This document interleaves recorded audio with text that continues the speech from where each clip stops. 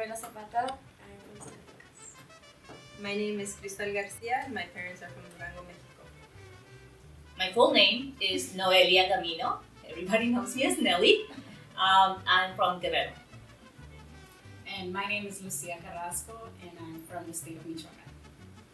And my name is, or my full name is Ana Isabel Lopez, but now Culi because I'm married. And I'm from San Luis Potosí, Mexico.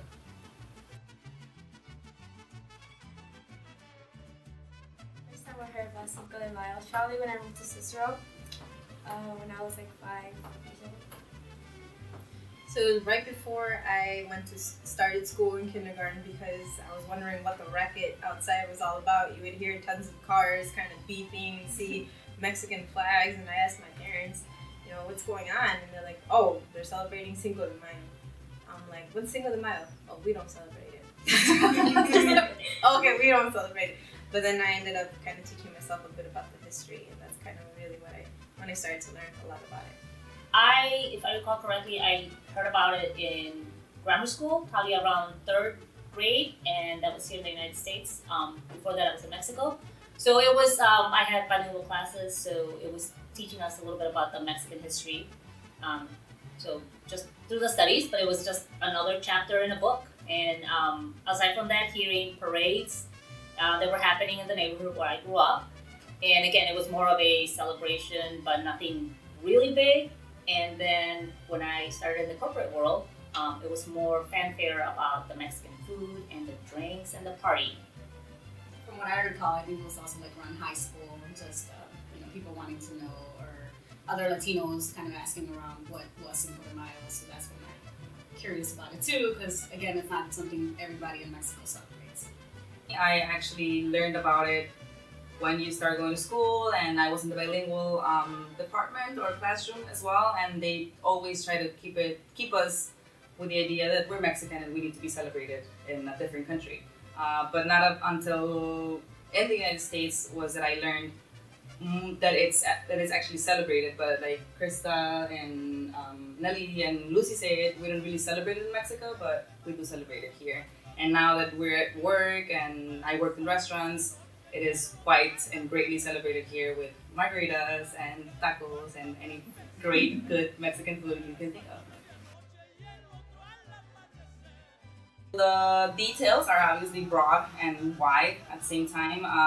Back in 1983 or 85, 1883, or maybe I'm confusing the dates, but it was Benito Juarez who had some deals, with the French, and all of a sudden he decided not to pay back.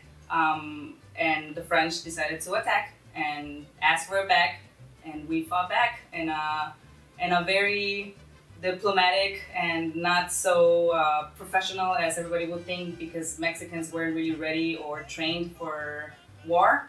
So the leader had to basically put people together and ask around who wanted to fight, and everybody decided to jump and fight for the state and the country itself.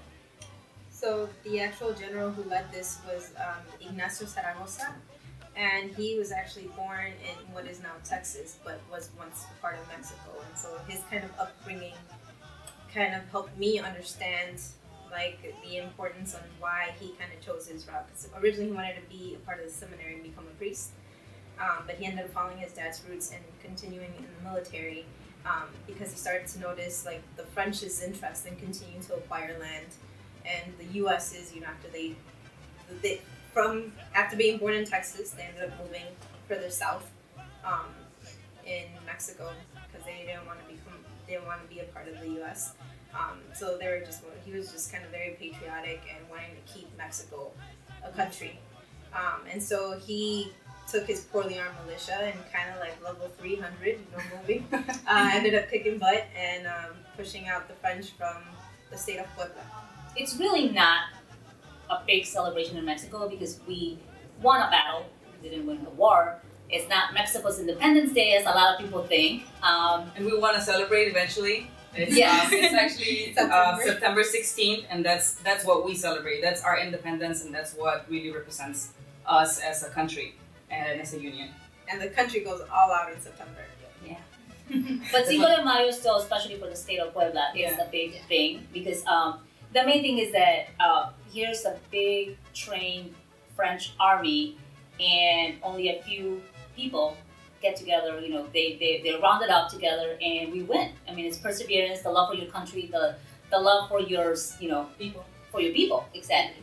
It was a battle from like beginning of the day to the end. It was a one-day thing, and the losses were like drastic. Only 100 Mexican fighters died compared to the French's like 500 men died. It was pretty interesting. Actually, one of the famous quotes by Ignacio Zaragoza in Spanish is "Los franceses saben cómo pelear, pero nosotros sabemos cómo matar," which translates to the French know how to fight, but we know how to kill. Oh, okay. So we did. There will be some parades around, especially predominantly Mexican neighborhoods. So there's usually one that goes down 22nd Street. When my children were little kids, I used to take them again just to keep them in the cultural knowledge, and they can get to see. You see mariachis, you see people on horses. And schools do a lot of the traditional folkloric dances, so those are really good things that I like to keep for my kids. Aside from that, I say it's fiesta time in my house all the time. It's Taco Tuesday every day. So nothing specific on food or drinks. Maybe I mean, some some margaritas, it's just you have to have them. Like, you know, if you regularly have them and it's Cinco de Mayo, just go for it. And then just remember about it on September 16 and have some more. You know? Yeah. Another justification to have more margaritas.